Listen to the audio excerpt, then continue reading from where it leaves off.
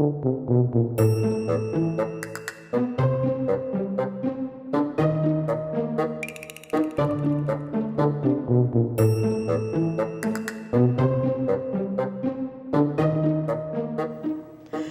and welcome to On the Table. I am Rachel and I'm with my friend Corie, and today our topic is Santa Claus. I'm very controversial. Really excited about this one. It is very controversial. It actually is. There's kind of that two schools of thought. You can either go with it, embrace everything Santa, or not. Yeah, completely opposite. And there's not really a lot of middle ground. It seems like people are either pro-Santa or anti-Santa. That could just be people who are like talking about it are either really polarized. It could be. There's got to be some people. I'm sure there are people out there who don't care. I do know a couple people who don't care either way, but because it's just another argument not to have. Right. But it is an interesting conversation, and we know that Santa Claus, and I should say, if you are watching this podcast and you have kids in the room, when you don't want them to hear this conversation, watch it later or something, because we're going to talk about Santa Claus and things are going to come out. But it is interesting to know, because Santa Claus was a real person. We didn't call him Santa Claus. St. Nicholas was a real person, and that's eventually where we got the story now of Santa. And so I recently did some research because I had never really looked up any information on him. And he turns out to be a really, really interesting person. Awesome. So I'm going to share a little bit, very briefly, what we do know. So it's believed that he was born in Patara in 280 AD, which is a lot earlier than I thought. And that's around modern-day Turkey. Yeah. His parents died when he was young, and he inherited their wealth, which he distributed to the poor and the sick. He became the Bishop of Myra, and as a devout Christian, he endured persecution and imprisonment under the Roman Empire during Diocletian's reign. Very cool. So I didn't know that. So he's really early. That's very early. It's really early. So like 3rd century. I figured he would have come up a lot later in our history, right? Nope. After his release from prison, because he was released, he attended the Council of Nicaea in 325 AD, which is really cool. There's tons of stories about him, and we don't know how many are true or what's true. It could just be legend. Some of them sound pretty out there. Some of them sound like they could happen. They sound more reasonable. We don't know. But the stories that tend to come up are he gave his wealth, he threw it through a window, or it came down a chimney and it ended up in stockings. And there's different things that came into our traditions for today. And we don't know, I don't know which ones are true or not. So I'm not going to say either way what I think is true or not. But it's interesting because over the years, stories of his miracles and work for the poor is really what took off. It made it popular. And in the 1500s during the Reformation, there was kind of a split where the Dutch in Holland kept going with Santa, or what will become Santa, whereas the other parts of the church kind of just forgot about it. Mm-hmm. So he kind of Saint Nick left the scene for a little while. But because the Dutch continued to celebrate the feast day of St. Nicholas, which is December 6th, which was his death date in what we think probably around 343 AD. Okay. So then it was Dutch immigrants that brought St. Nick to the West. Cool. And in 1820, there was a poem written called An Account of a Visit from St. Nicholas. And then in there, he's described as a jolly, heavy man who comes down the chimney to leave presents for children deserving children. And he drives a sleigh pulled by flying reindeer. That's where that came from. Obviously, St. Nick, there's nothing about that with St. Nick. And then a cartoonist, Thomas Nast, added to the legend with his drawing of Santa wearing a red suit with white fur trim. And now we have Santa Claus today. So it took a little while to kind of get what we have today. Mm-hmm. And I know a lot of people, their complaint about Santa is he's very commercialized. And you can't really fault people wanting to use him to sell stuff because it works. It makes sense. It makes, from a business standpoint, if you're going to sell something. From a business standpoint, it makes sense. If you already have a myth, a legend to work on, why not? Why not? As a business. And it's one of those things where for children, he's kind of magical. He shows up in your home, and if you've been good, he brings you presents. and there's elves, and it's just it's magical and wonderful, and who can hate Santa? Hot chocolate. Who can hate Santa? That time of year. A lot of people hate Santa. A lot of people actually do hate him. A lot of people hate Santa because that's where the controversy comes in, where as a Christian, because Santa comes up around Christmas time, Yep. Jesus is the reason for the season. We celebrate Christmas because of the birth of Christ. Yep.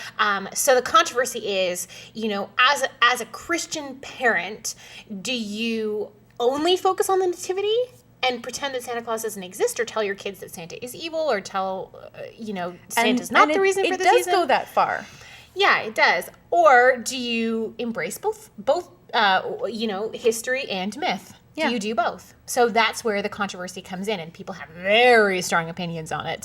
Yeah, and it's a really interesting, because I've talked with people on both sides. Yes.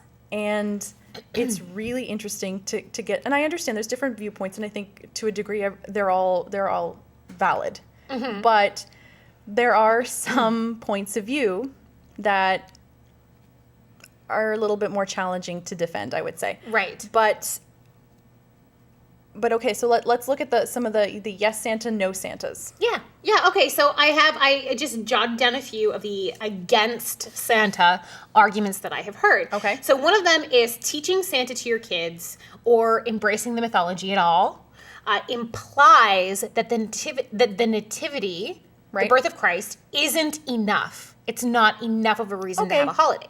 So that's one of their reasons against Santa. Is this teaching Santa as a real person, or teaching Santa any Santa of anything? Okay, just got it. Cut Santa out, because why do you need Santa? Because there's Jesus. Because Jesus is enough. So that's an against. Also, I've heard people claim that Santa Claus teaches kids legalism and makes them greedy because it's good behavior, right, earns the gifts. Naughty and nice list. Yeah, so I've heard that.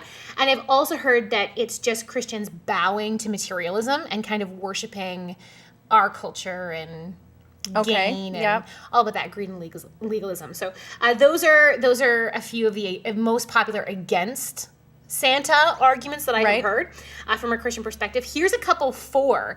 They're like, why not? Why not? Let's embrace it. Let's use it. So one of them is it lets children experience grace because let's be honest, kids, it's not like if your kid is bad, you don't give them a lump of gold. You don't do it. No, it's not, so I don't know of anyone who's ever done even that. If the kids haven't been perfect, they still receive a gift from Santa. Yeah. I've heard that before. Yep. And then also, they're learning mythology about someone who gives without expecting anything in return. Okay. So it's that whole, here's another example of someone who gives because they love. Yep. So those are a couple of the, I think, more compelling arguments, or parents are like, why not? It's not all bad. Teach the good sides of it. So those are some for and against that I have heard recently. Okay. So I guess the question is, should we teach Santa Claus to our kids? And I mean, it's one of those things where honestly, if you live in the West, you cannot avoid it. No. He's everywhere. Come December 1st, he's everywhere. Some radio stations don't stop playing Christmas carols. It's just, you can't avoid it. Yeah. But should we teach him as a real person? Well, he was a real person. But Santa Claus wasn't a real person. Saint No. Nick was a real person. Mm-hmm. Is there a difference? Okay, well, honestly, I think people need to relax a little bit. I really do. This is my opinion, okay? You're watching a podcast. You're going to get my opinion. Opinions. Got Everyone, it. just relax a little bit, because, should you lie to your children and be like, absolutely, Santa's real? And then if they come to you and they're like, Mom, is Santa a real person? And you're like, yes. Okay, yeah, that's kids play make-believe all the time. Yeah. And as Dress parents, up, all of it. we play make-believe with our kids all the time, and they are intelligent enough to know the difference. Yes, so they are. Do I think that you should teach the nativity history as equal to the Santa Claus mythology? No, that's ridiculous. I think that's ridiculous. Yeah. But it's ridiculous.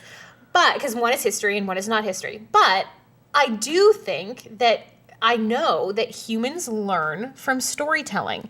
We use symbolism all the time. Right. We play make-believe all the time. No one's saying playing house is making your kids Satan worshipers, okay? Like, right. So you know what? No one's saying watching Paw Patrol is gonna completely warp their minds, because right. as parents, you have control. You're able to teach them through the experiences that right. they have. So for me, I think that, teach Santa as a story. Right. He's a story. Teach the nativity as a history. Right. So there's history and then there's story. Right. And yeah, I just think people need to relax a little bit. and people get really judgmental. Like, your kids get a gift from Santa. Yep. That's so wrong and so evil. It's like, Kate, you don't know what they're teaching their kids about Santa. So deep breath. Deep breath. It's okay. You teach your kids, they teach their kids. But that's my opinion. Okay, so would you then, and this is hypothetical now, but not really, because you are about to have a baby. Yeah. Would you take your kids to the mall to visit Santa? Why not? I'm going to take them to Disneyland and let them take a picture with Ariel. So take a picture with Mickey Mouse. But is it the real Mickey Mouse? Is it the real Ariel? I think kids are smart enough to know that what they see on a cartoon is not the same as what they see in person. Right. It's fun for them. Make-believe is fun for them. And as long as you treat it like make-believe, I don't see the harm in it. Right. At all. Are they worshiping Santa? No. Because I'm not telling them that Santa is God. Right.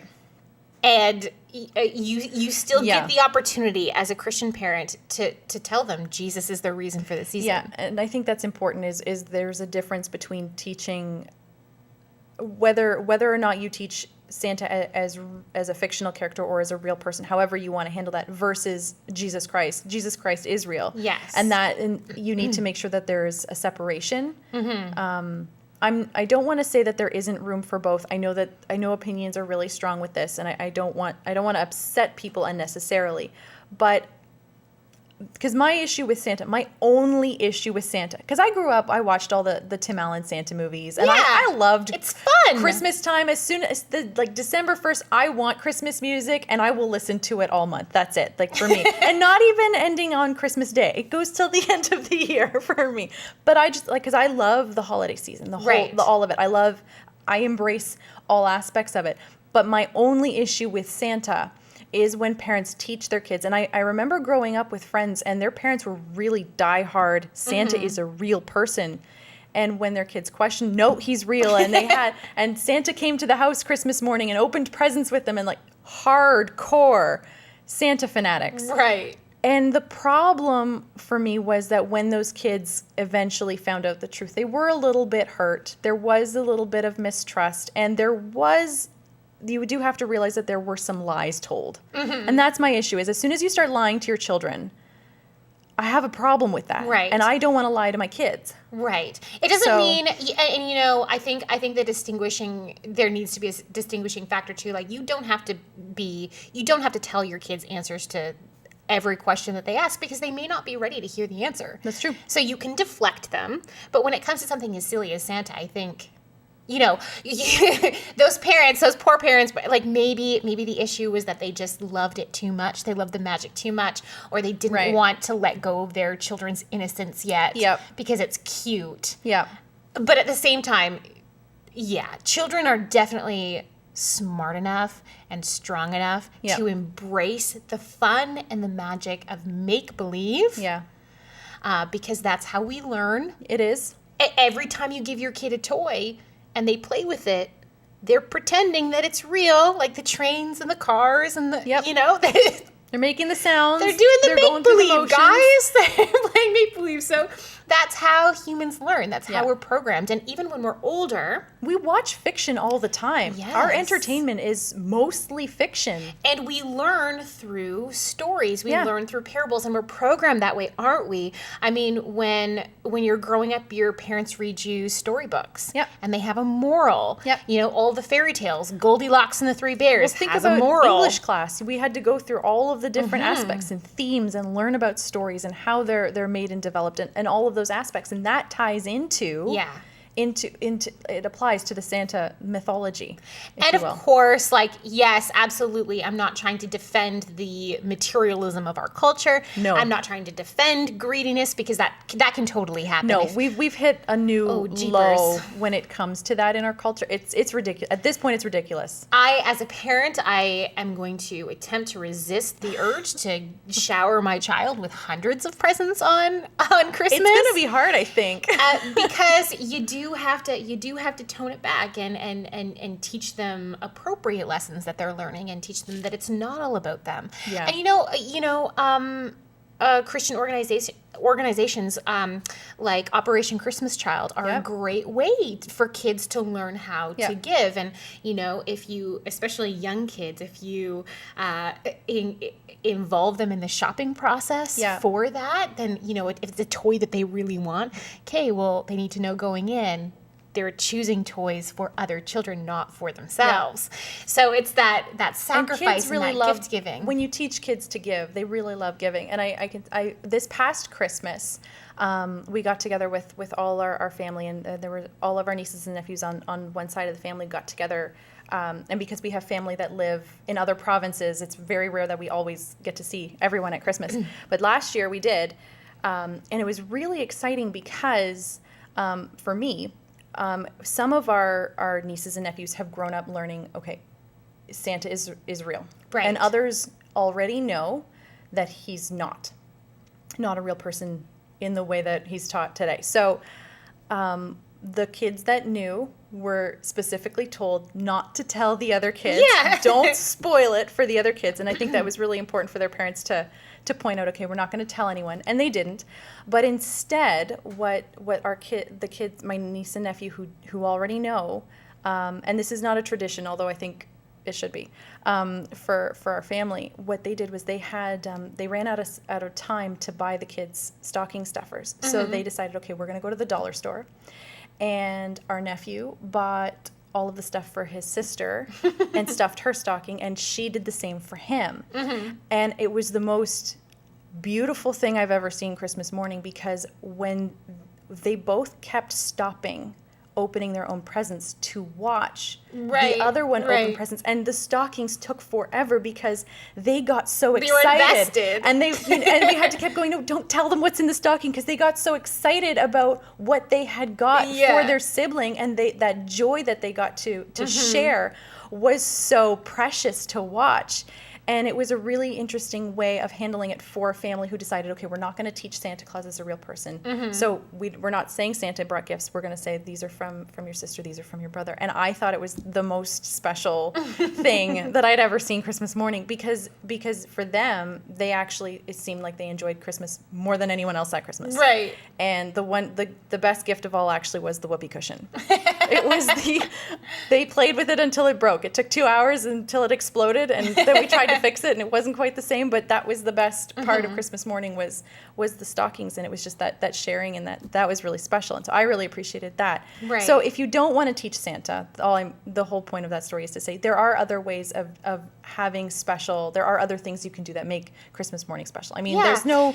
Yeah, and I mean, you can't substitute. I don't think anyone would, or any Christian would argue that you should substitute gifts, presents, our cultural things, Santa, with teaching the Nativity, with teaching the birth of Christ, and why the birth of Christ is important. Yeah. So you have to kind of follow it through with the gospel story. And I think you can read the Christmas story Christmas morning and still have a story of Santa that ties in, because the thing that was so big for Saint Nick, the reason we remember him as Santa is his generosity. Right. And his generosity came because he loved Christ. Yeah, so right? he's he was more part of the persecuted church. Like if you're going to use him for anything, he's more of an example of what Christ-like love looks like. And yes, of course, that's not what they're going to watch what we do on now. The cartoons. Is it horribly wrong for them to watch the cartoons? That's a matter of personal opinion. I don't think so, because I think kids are smart enough to know the difference between a cartoon and real life. Yeah. Especially if their parents are reinforcing that. Yeah.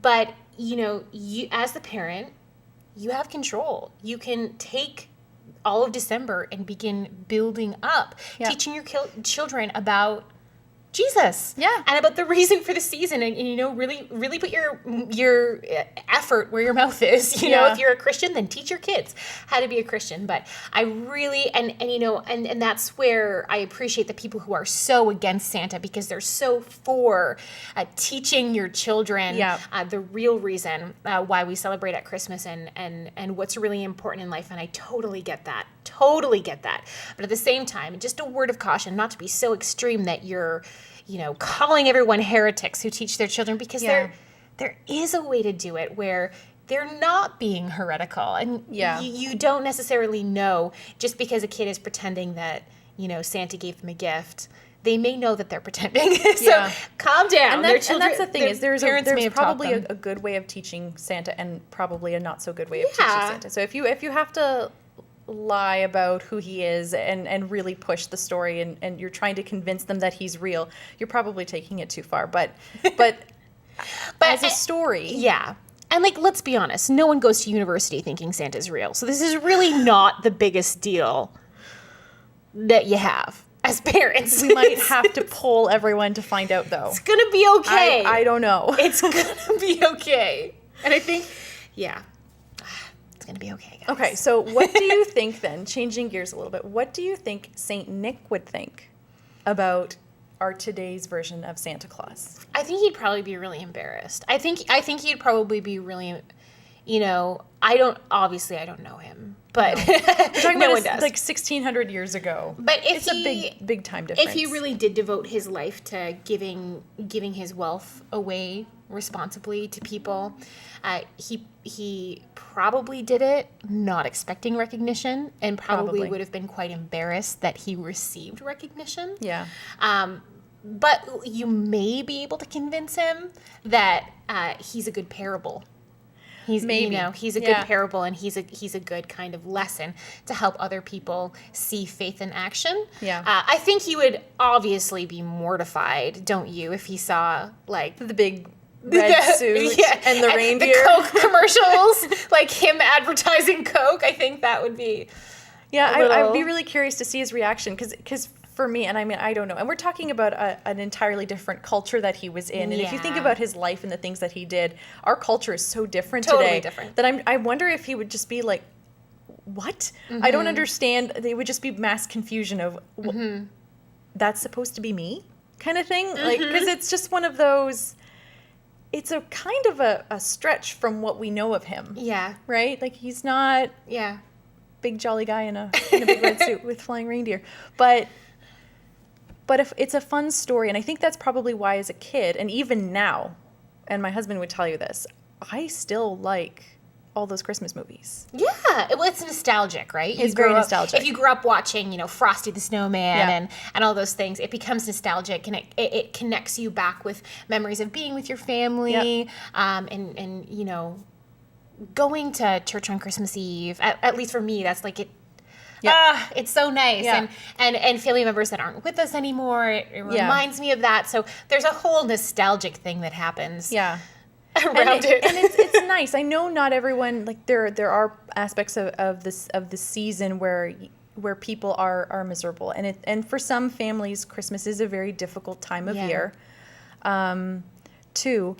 But for me, it's always been a very warm, fuzzy feeling kind of time, and it's almost an excuse just to be happy, to be okay with being happy, to embrace peace and embrace joy, because a lot of times of the year it just seems like people don't want to experience joy, don't want to experience peace, because there's just so much nonsense and garbage going on that we have to be angry about everything all the time, and we have to be stressed out all the time. But come December, we've got the holiday season, and we get to experience peace, joy, love, and all of that. It's also super fun to give gifts to people that you love. I love it. It's so fun. I love it. And there's just something about selecting a gift or making something, if you're one of those people who likes to do DIY stuff like I do, and just getting creative and because you're investing your time and your energy to come up with something to share with friends and family, to something that says I love you, and it's an excuse to say I'm doing this for you, I love you, and to express that with something physical.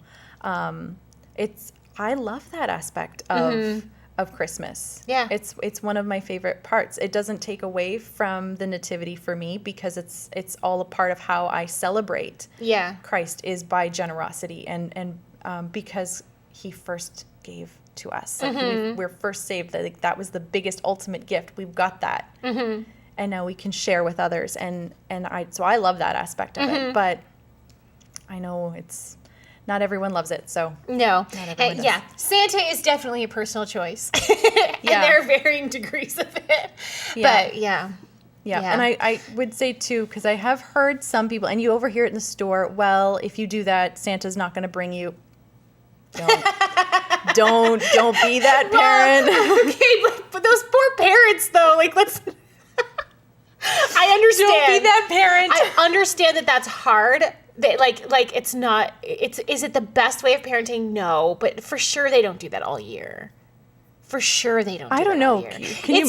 Can you imagine in February next Christmas, Santa is going to remember this? That would be terrible. Hey, you know what? If you've used it on your kid, I know it's not the best way. You know it's not the best way, but it's okay. I get it. I got your back. It's okay. It's okay. No judgment zone when it comes to that because it's not easy, It's okay? mom coming out. It's not easy. I know. Oh, yeah. It's not. Everyone knows it's not the best way of parenting. Yeah. The whole threat The of Santa the threat and of Cole. Of but, Cole. Yeah. Yeah. Although one year it would be fun to actually get Cole and put it in someone's stocking. When they're older, I feel like as a child that's For traumatizing. adults. But yeah, For adults, it would be fun. Not for kids. You can get candy Cole things can. now. Have you seen those? Yeah, They're and like a I novelty found item. nobody probably knows this. I like making homemade soap, and I found recipes for making Cole. Okay, soap. that's fun. You should. And I do that. really want to try that, so I might try that this year. I don't know. We'll see. But so lumps of Cole, which is actually soap. It's pretty fun. We'll see. It would be fun. Pretty fun. Stick it in my husband's stocking. See what he thinks. Oh my goodness! Wow, we digress A lot. very far. What were we talking about? Yeah. So Santa Claus. It's up to you. It's a personal choice. It's up to you how you want to handle it, and we have to handle how everyone else wants to handle Santa with grace and compassion because we're Christians as believers. We want to treat everyone with love and kindness and respect, and we don't want to belittle someone for how they handle situations. So. Very true. So that's it. So thank you for joining us on on the table today, and we will see you next time.